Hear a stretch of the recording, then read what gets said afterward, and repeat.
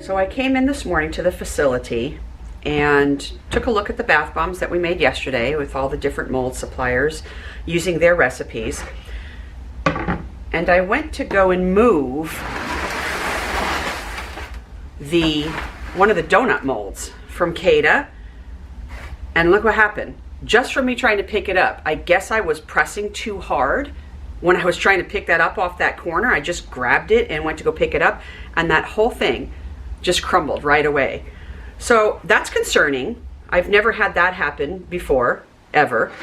So I brought over my monitor so you guys can see what the percentage of humidity here in the facility is, thinking, well, maybe it's too wet here. Maybe this is absorbing a crap ton of water and it's kind of disintegrating.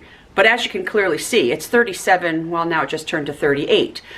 Optimally for me, anything below 52% humidity here in the facility works perfectly fine to do bath bombs. I've been doing them for years. And in this particular facility, I've been doing it for 1 year. And again, anything under 52%, we're good to go. So I'm going to conclude from that I'm sorry, you guys, please don't hate me. Please don't kill me. I am not trying to, say bad things or bash anybody or, whatever. This is just my own personal experience, my own personal opinion. You may make that recipe and it may be wonderful. It may be the best recipe you have ever tried. For me, it is an absolute no-go. I cannot have this happening. I've never picked up another one of these bath bombs, from my recipe anyways, because I've never made any of the other ones. I've never picked up one of my bath bombs and had that happen. So let's just see. You see what I mean? Do you see that? Do you see? I just picked it up. I didn't even do anything. I picked it up and it completely broke in half. So now let's just see if we apply any pressure at all, what happens? Did you see that? I just squeezed and that entire bath bomb broke in half. Let's do it again. Here it is. Let's just squeeze lightly. Oh, I didn't even have to squeeze. I didn't even have to squeeze on that one. Let's see if the waffle does the same thing for me trying to pick it up. Okay, no, it's okay. Now let's see over here if we just apply any amount of pressure whatsoever. Let's do that again. You guys can see how much pressure I'm applying, right? So I'm just going to squeeze just lightly. That is a complete no-go for me. So that recipe, in my personal opinion and in my personal experience, is not a good recipe. That's disappointing. Let's take a look at, I pretty much kind of know as far as chunka dust is concerned, but let's just, we're going to be fair about this, right? We're going to be fair about it, and we're going to do everybody's, okay? So let's pick up this wrench, and this was from chunka dust.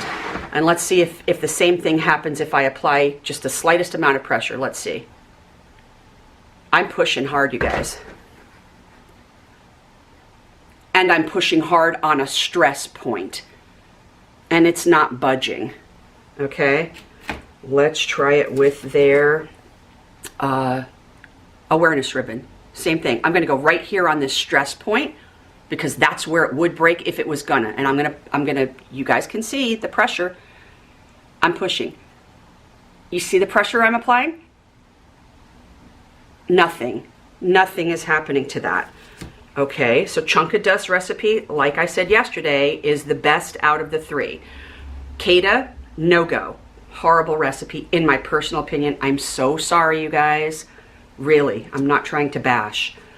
Okay, so let's try Inedible Soaps. Let's try their knife from Inedible Soaps. And we're just gonna try to apply the same amount of pressure. I'm really pressing hard. I mean hard, and nothing is happening. Nothing. Let's try doing it on their bloody handprint. You guys can see the pressure that I'm using. Ready? Here we go. Nothing. Nothing is happening to that one. Okay, so we've done chunka dust. We've done Inedible Soaps. And then with the Maker Shop, I used my own recipe. So let's just see. We did the Maker Shop. Let's just do a heart. This is my recipe. Okay, so let's squeeze. Nothing is happening. Okay, let's do, what other one did we do? Well, it's not really fair to do the egg because of the shape of it. I don't think that that's going to break. If it was going to, and if it was a bad recipe, I don't think it would regardless. What else did we do from the Maker Shop? Oh, let's try the apple, okay? Again, this is my recipe, so let's just squeeze. Nothing is happening. You guys be your own judge, okay? I'm doing this for a reason, and this is one of the reasons, so that you can see each mold supplier, the recipe that they give you to use with their molds, and you try it for yourself. Like I said, this may be a fantastic recipe for you, depending on where you live and what your elevation is and what your humidity is, and all the different factors that play in the facility that you're working at, the ingredients that you purchased, where you purchased them from, how they're stored, how the humidity and elevation and environment affects those stored products. There's so many different variables, but this is no bueno. I can't, what are you supposed to do with this? I mean, I can't, there's no way. Can you imagine a little child picking this up to go and put it in the bathtub, and then, oh, mommy, look what happened just from me picking it up. I was just shocked when I came in and tried to pick that up off of there, and the whole thing, I was like completely blown away, y'all.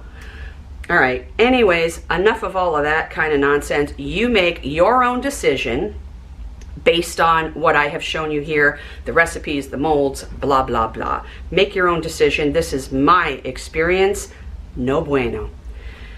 Give me just a second, you guys. We're going to pick up where we left off last night, and we're going to do the rest of the molds that I didn't get to finish last night because I was here until midnight and I was tired. So, hold on. We'll be right back.